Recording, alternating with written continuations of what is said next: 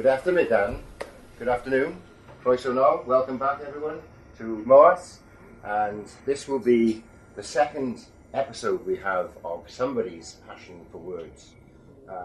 This afternoon, it's going to be Phelim Kavanagh. Phelim is a poet, Phelim is a storyteller, and Phelim is a farmer. And this is the first time here in Sweden, the trip that he's made to be part of the Coracle Europe residency, along with other writers from Turkey, from Sweden, and from Wales. It's the first time he has ever left his farm for 3 weeks.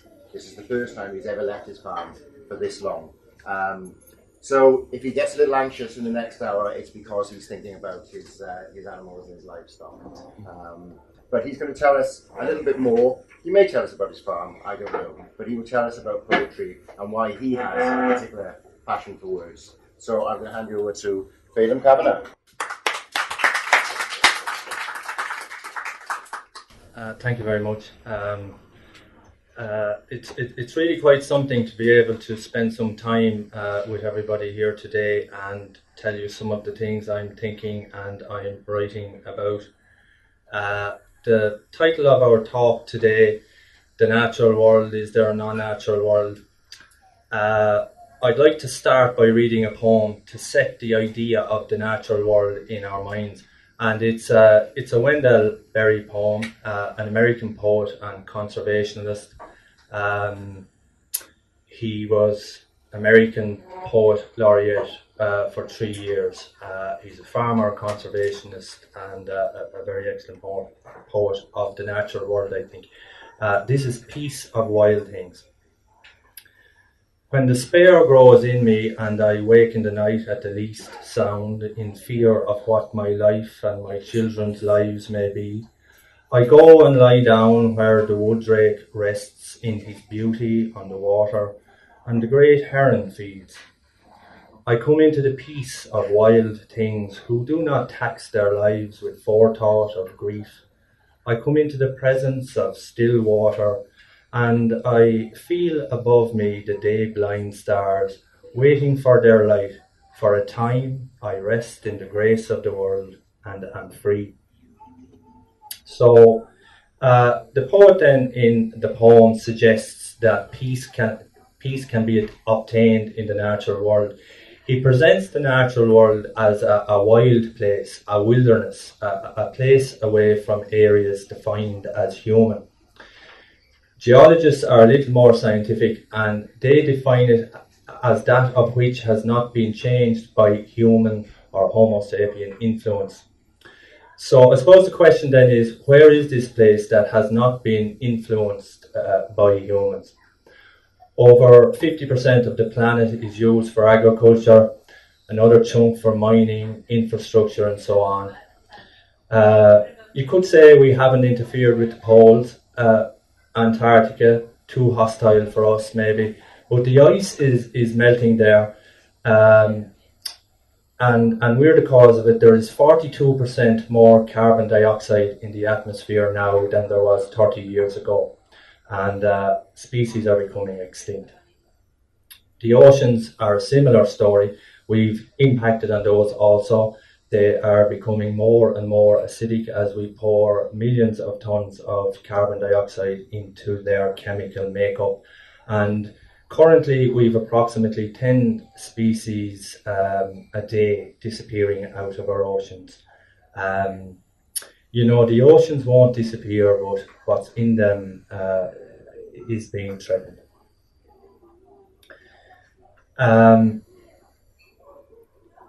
The world we live in today is being defined by our impact on it.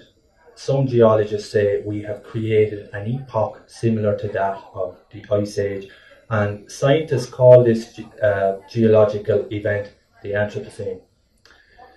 Geological timescale records geological history as scientists understand it by studying layers in rock and fossils. Geologists give name to the geological timescales, and the name represents an idea. So with the Anthropocene, the idea is this is the age of human or human impact. So the evidence based on the scientific definition means there is no natural world. Our influence on the planet cannot be disputed. So here's what occurred to me on my farm when I was thinking about this and when I thought about the scientific definition. Humans are part of the world and have been since we evolved from the Neanderthals. We have impacted the natural world in a violent way, but it is still the natural world that is planet Earth. Farmland, cities, it's all part of it. There is flora, fauna, animals, bacteria, viruses in all these places. It's the combination of everything, the whole, that makes the natural world. Another poem, it's a Wendell Berry poem again, What We Need Is Here. I'm afraid to move my head away from this microphone in case you can't hear me. It's like as if my neck is not working. What we need is here. Geese appear high over us, pass and the sky closes, abandon as in love or sleep, holds them to their way. Clear in the ancient faith, what we need is here, and we pray not for new earth or heaven, but to be quiet in heart and in eye, clear what we need is here. So in this poem, Wendell suggests that everything we need exists in the natural world, and we do not need to pray for a new earth. The natural world has what we need. But what occurred to me is, planet Earth may not have what it needs to heal itself. And this moves me on to the unnatural world, and does it exist? And I suppose to answer this question, I need you to take a little bit of a leap with me. The alternative is I would have to lecture for another 30 minutes to set it all up. So I think the leap is probably the best option. And I just need you to consider place. So we're all from places. Today we're local to Tranås, but we're from Turkey, we're from Wales, we're from Ireland, we're from Sweden, we're from places. And these places are the platforms that we form our identity on.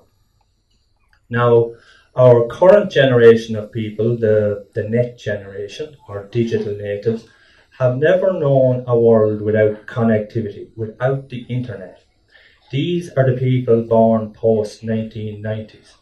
Unfortunately, I'm not in that model myself.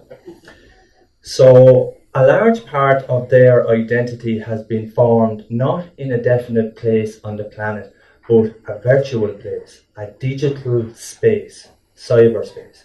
They meet their friends there, do their shopping there, play their games. It's not a definite place. It has no physical definite. This space can accurately be described as the unnatural world because it's not grounded on the physical planet. That's not to say it's bad, and I want to emphasize that. On the contrary, it is where our hopes are pinned. Now, I'm after changing the idea we originally set. We've moved from thinking about the natural world to thinking about the unnatural world. So how are they connected? The connection between the natural world and the unnatural world of digital space is the next generation. A generation of people who have the same desires to pass on a planet to their kids as the generations that went before. They have not lost their innate humanism. They are still part of the natural world. Innately, they will strive to preserve it.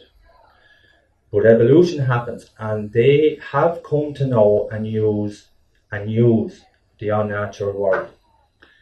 The possibilities of what they will find through the unnatural world, the digital world, in terms of epistemological knowledge, is mind-boggling. I had to practice that long word. Already we see the next generation making a difference. Remarkable advances in renewable technologies coming online. Thousands of young communities working toward becoming carbon neutral around the world. I know we have it in Scandinavia, Samso Island in Denmark, and also another very good example is Masdar City in Abu Dhabi. Now, another Wendell Berry poem, this is called Real Work.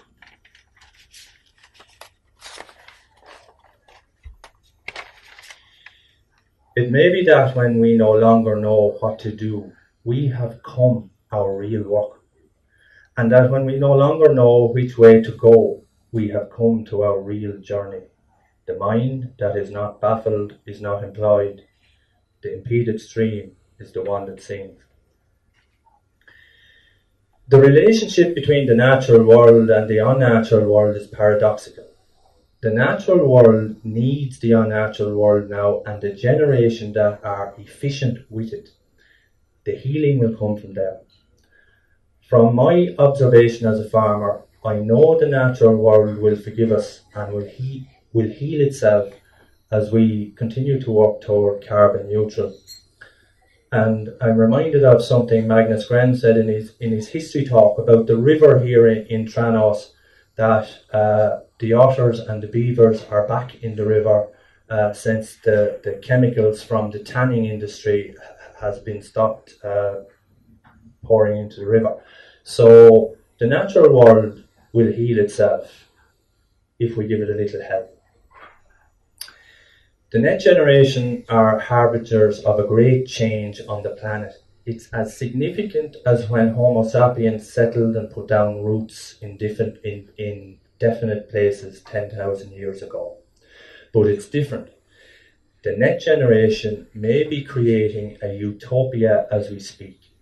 Utopia has no definite place. It's an imagined space, a space of perfection.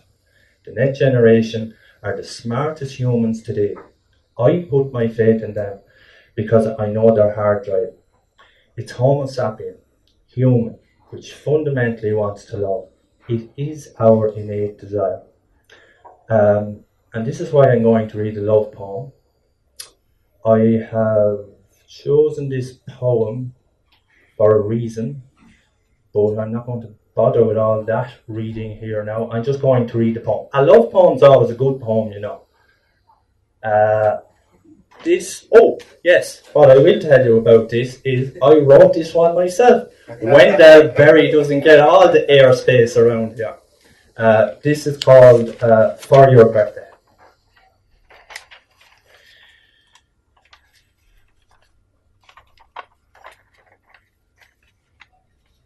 I give you this door of soft pine and coloured duck egg blue. I can carve a swallow on one corner if you like. I can make you a door for every room, carved with migrating swallows. I could give them their iridescent colours, shimmers of purple white or blue silver, and as the doors open and close, the glint of swallows would fly between continents in the rooms of our house. Our hall would be a charm of swallows, flying in the arcs of swinging doors. They would fill our house like prayers flying on terminals that rise in the uplift of our unitedness. I can do this for you. Now, where are we? Yes, folks, the natural world is a unit. If we become disconnected from the unit, we disconnect from ourselves. I think that's very important. If we become disconnected from the unit, we disconnect from ourselves. We become desensitized, and that can be a problem. So I say to you, go for a swim in the Lake Salmon, Great Lake, grow a line of potatoes, keep a dog, anything that keeps you connected, and we will be the better of it. I think we'll open up for questions now, Dominic. That's fine, but can we give you the round of applause that we wanted to after the love poem?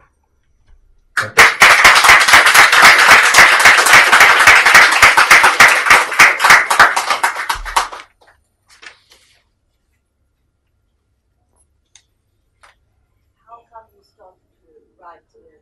Because you were a farmer all your life. Yes, it's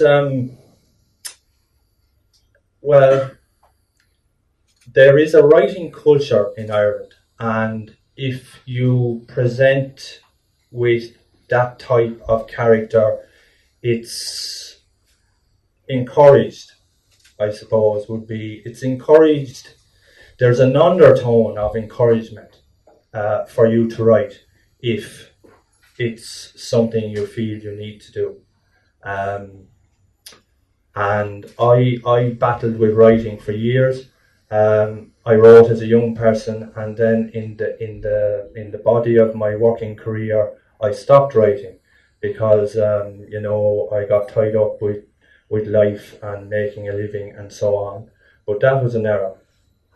So I say to the young writers here, if you feel you need to write, write. In the spaces that you spoke about, the natural world and this place that doesn't exist, in which the generation net live, which you call the natural world, is there a spirituality in both those places? I think the spirituality is in the living, in every living thing. I do not think there is a spirituality in a very definite definition of the unnatural world. I would see it as a tool that the natural world might use in relation to their spirituality. But I wouldn't say that the unnatural world has its own spirit. I would see it as unnatural that way.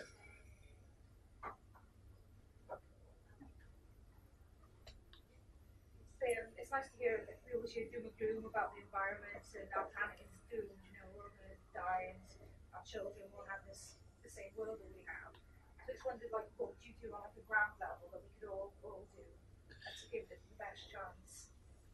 Yes, that's a good question, because it's good to remind ourselves of what we can do. And I would say the best thing I could tell you to do here is simply be conscious about the natural world and be conscious of being connected to it. It is in the disconnection that we can't see what we need to do. I could go through the list, it's like you're recycling, making an effort possibly to grow some of your own food, be careful about how much water you use. On a bigger scale, then if you're buying a car, think of an electric one. But the essence of all that, what's at the core, is stay connected to the natural world. We're part of it. If we are it, if we disconnect from it, we are desensitized and we will overlook its needs. If you would have had this, because you grew up on a farm, obviously, would you have had this, this kind of belief and thought if you were in a city, for example, and say living in a flat, they don't have gardens or vegetables and things like that. Yes. Maybe your upbringing has a lot to do with this. It probably has. I would say more so the fact that I have spent so much time of my life working in solitude. So you cannot help then but become connected to the things around you. It's nearly like you're searching for a substitute to the human company. But the natural world is in the city as well.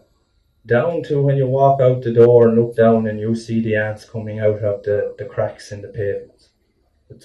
It's all there and it's all connected and it's all part of the natural world.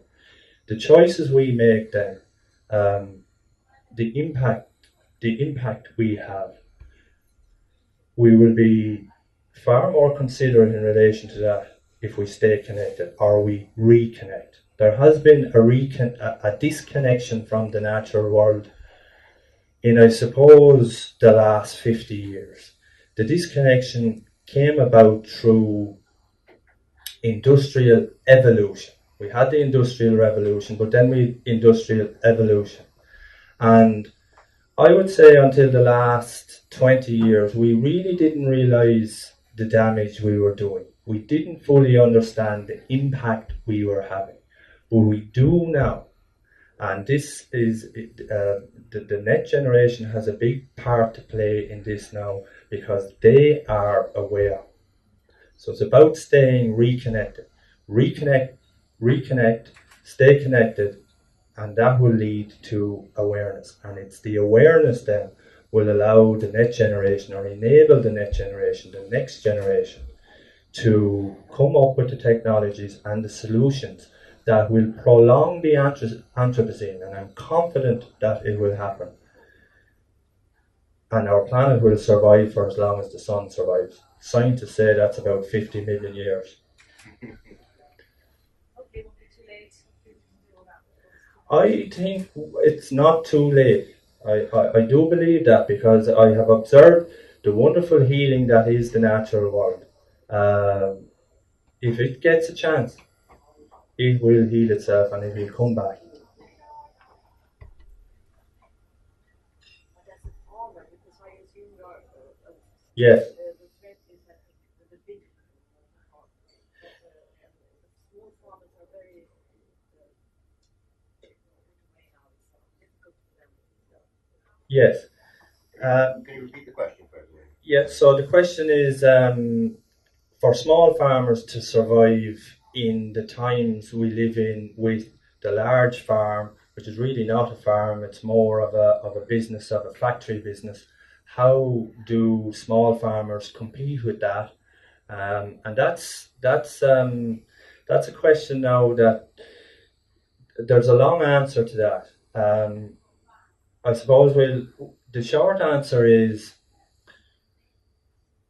that will require change at a political level. The large farm came into being, or the factory farm came into being, because of government policy in relation to providing cheap food for the industrial workers in the city. Now, that worked for a while until the industry, the farming industry, the cooperation farming industry, got extremely efficient at producing cheap food with poor nutrition because of processing methods and so on.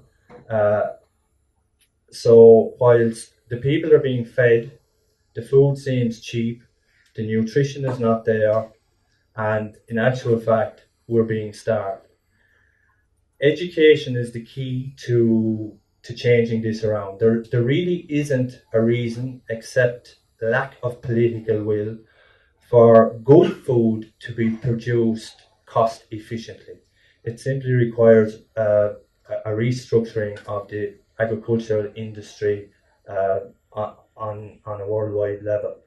But we're dealing with multinationals, we're dealing with economics, we're dealing with greed. It will take education and people's choices to change that.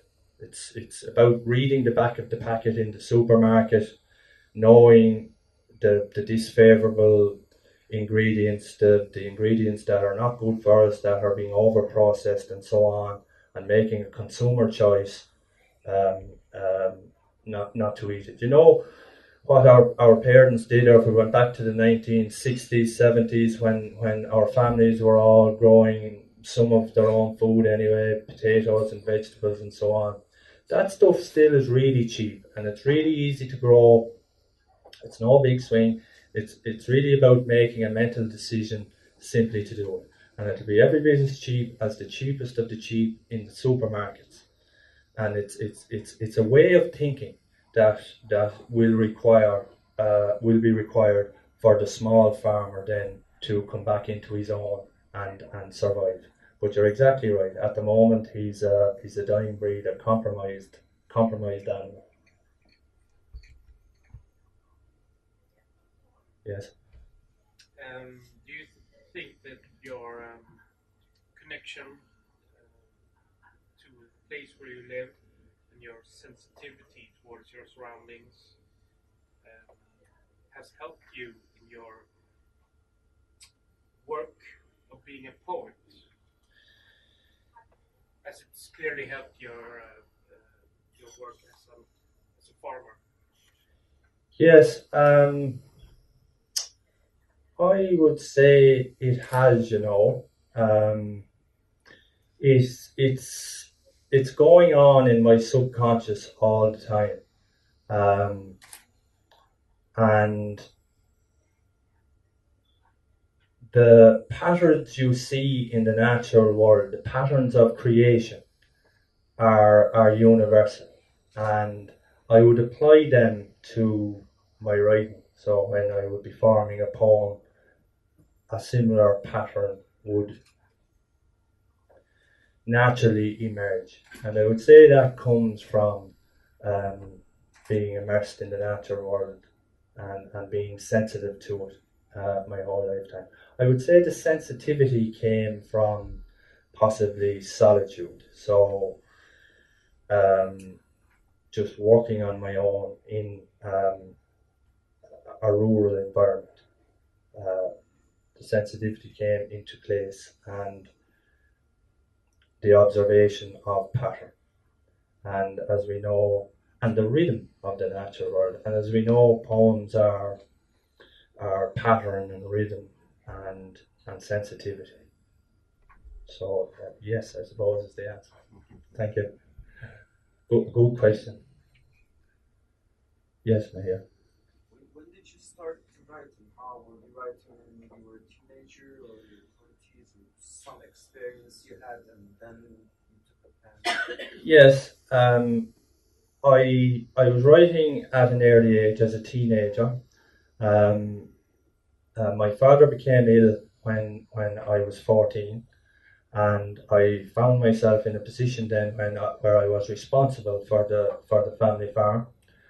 And I would say to deal with that, I wrote intensively for, I'd say, a decade. So I wrote to document the experience and to deal with it. And I did that for about 10 years. And this could say something about my writing now. If I had continued on that path, I would say I probably would be dead with the hunger by now. So I had to focus on the farming. And as a young man, you know, when you get into your 20s, you get all macho, and there's a stereotype there that you have to live up to. And I focused on the farming then, and making a living, establishing myself, building a house, creating a home, and so on. And when I got out the other end of that then, I would say maybe when I was close to 40, I realised the error of all I had lost in relation to what I could have written over that period of time. And I think it was that realisation brought me back to writing again. And that's where I am now. And I have learned the balance being to farm and to write. Although I have a little bit of work to do on that still. More writing, less farming, I think. Yeah. Good question, thank you. You don't write on the road. Your dialect or Gaelic, Irish. Yeah. Did you write in Irish? In Irish, no, I'm not a fluent Irish speaker. However, the vernacular, the influence of the Irish on our English in our area would come through in my writing.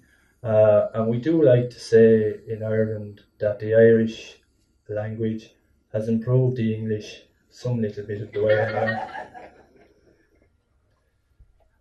Yeah. yeah. Thanks, Phelim. I really enjoyed listening to you, and I particularly enjoyed hearing your own poem on this presentation and the way it worked. What other writers and poets would you encourage us to read, or what they can draw to? There's two big Americans for me. One is Wendell Berry, and the other is W.S. Merwin. W.S. Merwin's still alive as well. He was also American Poet Laureate. And I would say, in relation to poetry, conservationism, and farming, they would be the two. Both of them are farmers. Both of them are poets, very excellent poets.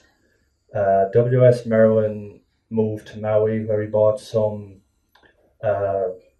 wasted land, some ruined land. He brought back that ruined land to the natural rainforest that's native to Maui. It's a palm rainforest. It took him his working lifetime, and he has saved the native species of Maui, and he has propagated a rainforest there. And it is, of course, his work of this that has influenced his writing of the natural world. So I think he's a good read. W.S. Merrill. Thank you. Should we have some more of your poetry now? Yes, please. Yeah.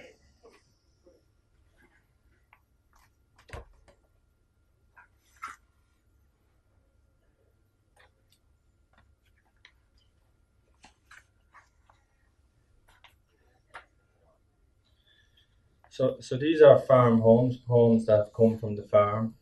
I'll start with this one. It's called Waving Man. We could hear the door knocking in the fall wind, the wind that gives swallows a lift and sends them on their way. The room was packed. People came to offer condolence. Mother lay on a bed in the parlour. This was a worthy place to die. When she passed and the blessed candles were burning, strip lighting a road to heaven, I went outside. Pat the Saint was rocking and waving. Other men were cap in hand. I saw the space between the highest hills of Leinster, space for the clouds, the swallows, the leaving. Space for everything, in every moment, I hadn't seen before.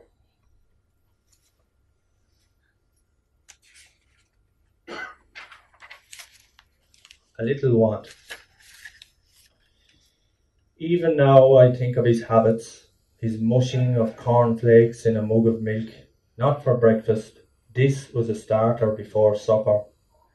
I still smell the oiled cooker and hear the smack of supper meat. A leap forward from the porridge, pap stirabout and boxty of his day. He would ask me if I cared for some cheese, saved mainly for breakfast or kept for offering a visitor, a gentleman's milk that never soured.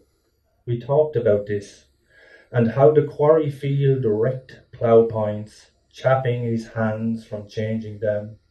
He asked, would I be a great ploughman? I should definitely be a gentleman, have cornflakes before supper, spuds only once a day, and read the daily newspaper. Time for one more? Please. Sound waves. At 12, my father brought me to the coast. I was in awe at the sight of water and sand. I felt the sea's sound pass through me, had known its wave all my life. There is no sea lapping the foot of the highest hill, but a skittering of wind across the landscape, whipping ash saplings is a similar sound. It enters, an opening charm, rocking me backward and forward, childhood memories or adult regrets.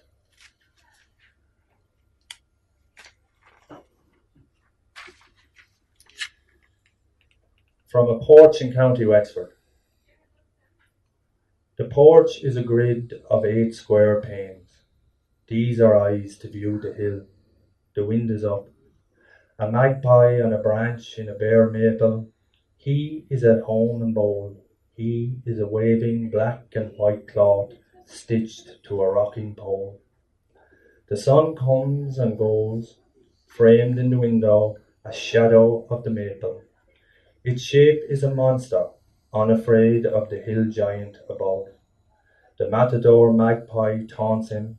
It is a knife edge of frost air that razors what cannot be caught. Clouds gather, and abruptly the shadow moves away. Magpies cannot laugh, but if they could.